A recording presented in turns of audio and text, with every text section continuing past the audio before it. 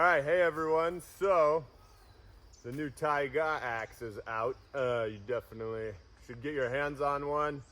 It's kind of years of me putting together the ideal axe, and I've explained in other videos its proper use in a lot of detail. But what I wanted to go over a little more for you here in a shorter video is the different grinds that are available for this axe. So when you go to order it, it's not as simple as usually ordering an axe because you have a few options. One is you can select the color of your handle.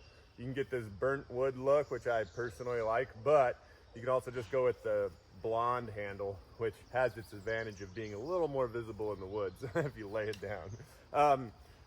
But you can also, more importantly, choose the angle of your grind.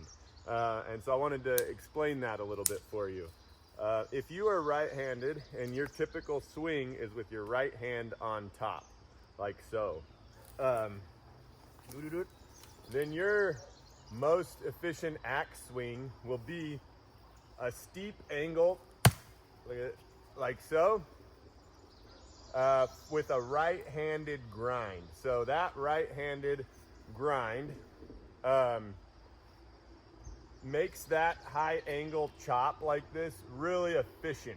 Whereas if you have your more typical grind and you go at more of a 90-degree angle, you don't get in as far on the wood. So for peak performance, I really recommend having the axe ground from the angle of your swing. So if you're right-handed, that would be a right-handed grind.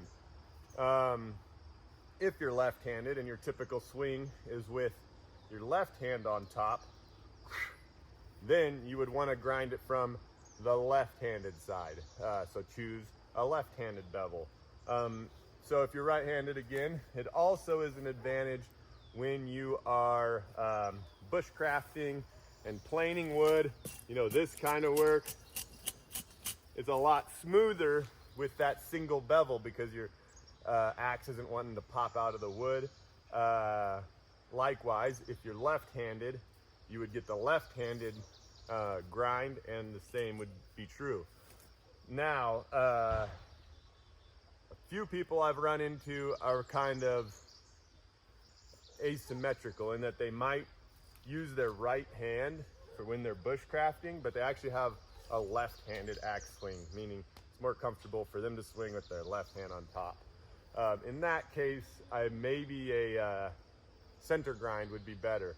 So to break it down really simply for you, I personally prefer to have the axe ground from the side of your dominant hand.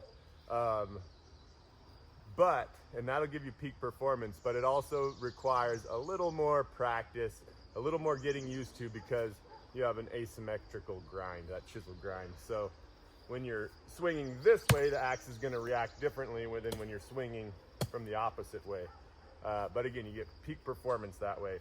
If you want a little more casual use, maybe you just want to get an awesome axe, but you're probably not going to use it a lot, just for camping, this and that, and you're not envisioning becoming a master of the axe, then potentially that center grind could just be a little more universal for you.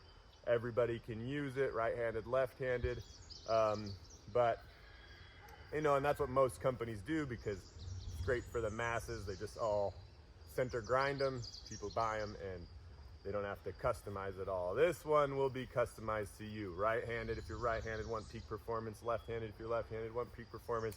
Center grind if you kind of want that universal, most user-friendly experience. So that's a quick rundown of the different grinds of this axe. So check it out, order one. I really don't think you'll be disappointed. I think it's the best wilderness axe you can get.